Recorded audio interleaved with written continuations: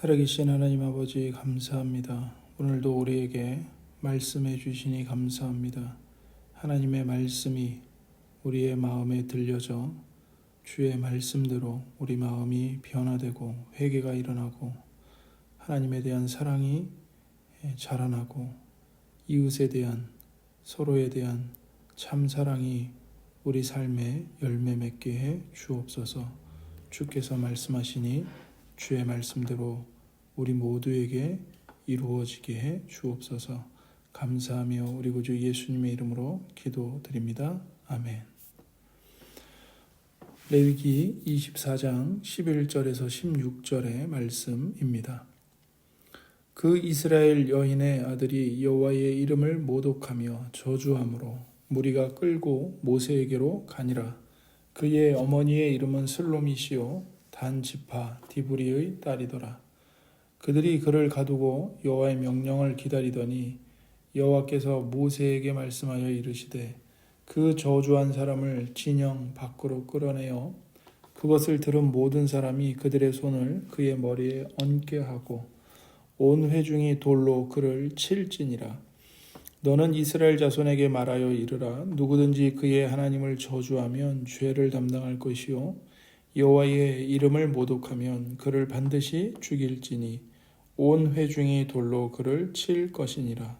거류민이든지 본토인이든지 여호와의 이름을 모독하면 그를 죽일지니라. 아멘. 하이델베르크 교리문답 제100문입니다. 그렇다면 맹세와 저주로 하나님의 이름을 모독하는 것이 슬픈 죄이므로 하나님은 또한 최선을 다해서 이런 죄를 방지하거나 금하지 않는 사람들에게도 진노하십니까?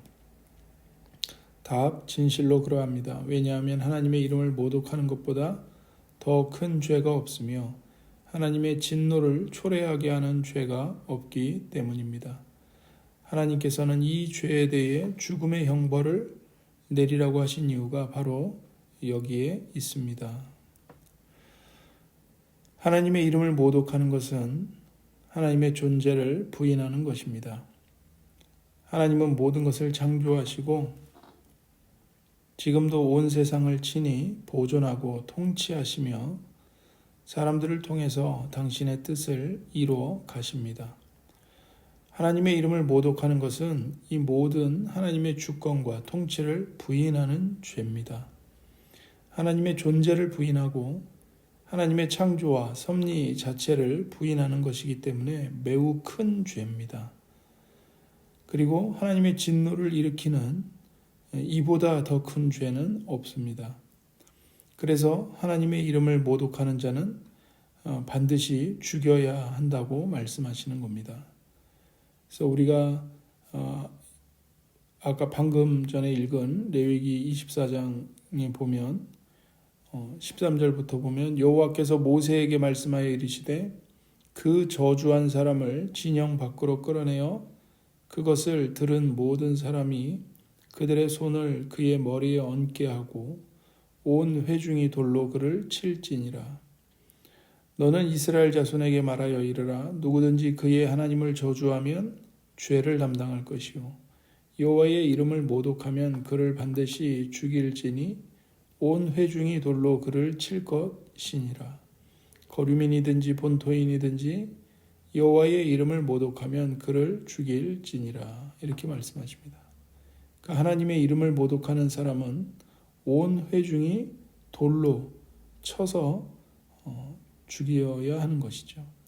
이스라엘에 사는 자들은 그가 외국인이든 이스라엘 사람이든 구분 없이 모두 이 법을 지켜야 했습니다.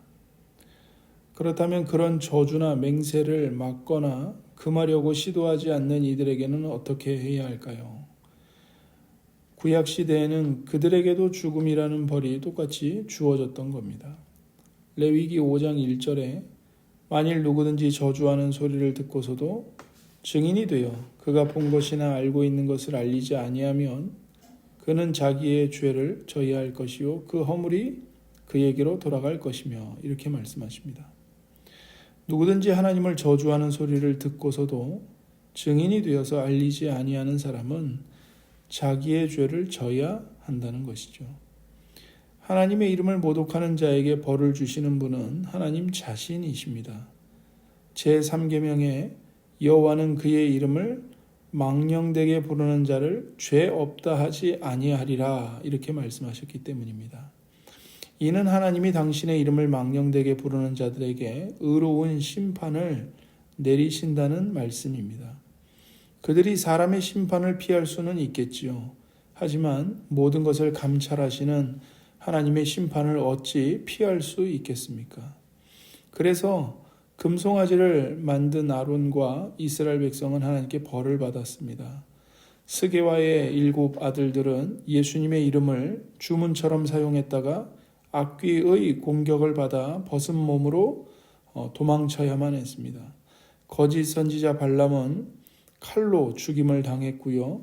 아론의 2 아들 나답과 아비후는 제단 앞에서 나온 불에 삼킴을 당해 죽었습니다.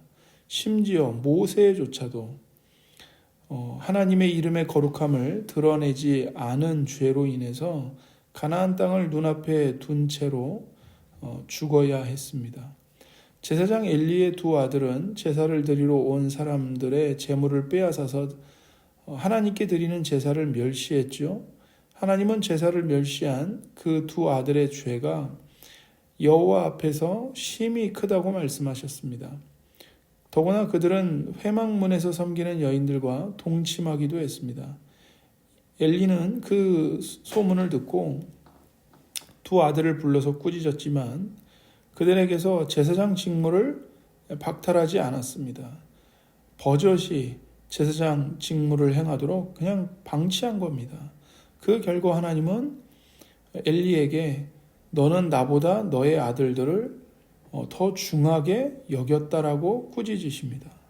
시간이 흐른 후에 엘리의 2 아들은 전쟁에 나가서 죽임을 당합니다. 그리고 아들들의 죄를 묵인했던 엘리 제사장도 아들들이 죽었다는 소식을 듣고는 자기 의자에서 뒤로 넘어져 목이 부러져 죽게 됩니다. 우리는 하나님이 당신의 이름을 망령되게 부르는 자를 죄 없다 하지 아니하시는 줄 명심해야 합니다. 하나님은 하나님의 이름을 모독하거나 하나님의 이름을 모욕하는 자들에게 반드시 죄를 물으십니다. 하나님은 인격적인 분이십니다. 하나님은 우리를 인격적으로 사랑하시고 인격적으로 존중해 주시며 인격적으로 우리를 대해 주십니다. 그런데 그런 인격적인 하나님의 이름을 우리가 비인격적으로 함부로 사용하거나 하나님을 조종하려고 들거나 하는 것은 매우 큰 죄를 범하는 것입니다.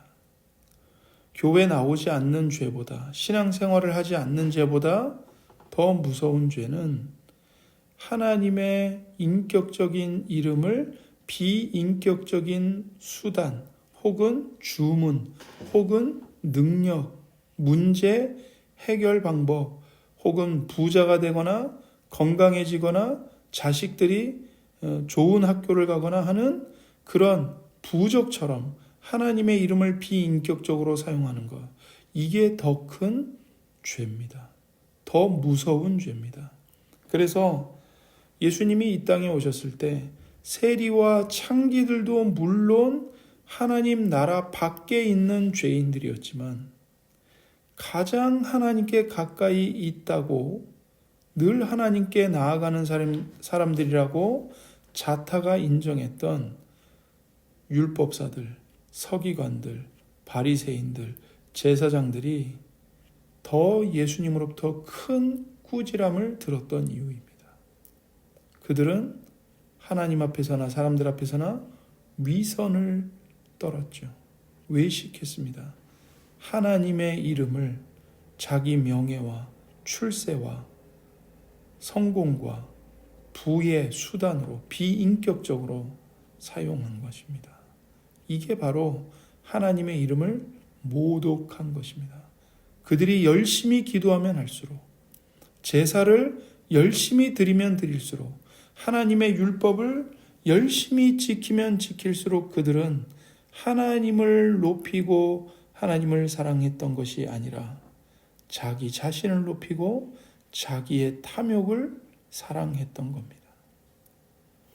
하나님께서는 하나님 당신의 인격과 품성과 거룩하심과 현존을 그분의 이름으로 우리에게 나타내십니다.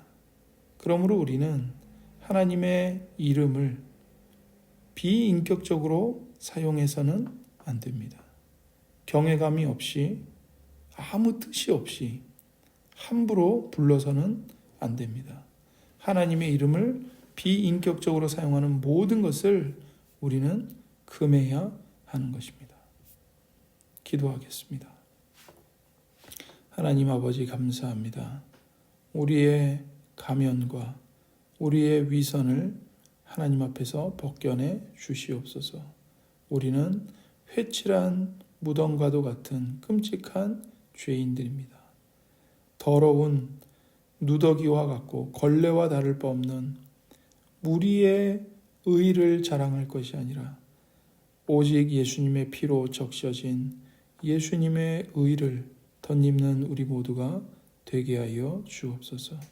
하나님은 하나님의 이름으로 하나님의 모든 성품과 거룩하심과 신실하심을 우리에게 인격적으로 나타내시고 우리와 인격적인 관계를 맺으십니다. 하나님, 하나님의 그 인격 앞에 우리가 깨어있게 해 주시옵소서. 하나님의 현존 앞에, 거룩하신 하나님의 이름 앞에 우리가 인격적으로 깨어있는 자들이 되게 해 주옵소서. 비인격적으로, 위선으로, 외식으로 하나님의 이름을 모독하는 죄를 회개할 수 있도록 우리 모두에게 은혜를 베풀어 주옵소서. 감사합니다. 우리 구주 예수님의 이름으로 기도드립니다. 아멘.